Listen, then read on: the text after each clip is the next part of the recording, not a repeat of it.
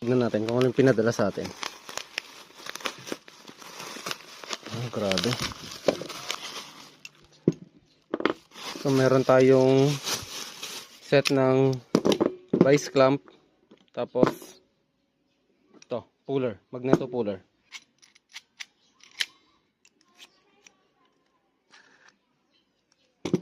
So lahat ng to ay makikita nyo sa Manong Tools page. Ayan, lalagay ko yung kanilang link dyan sa ating description box. Okay?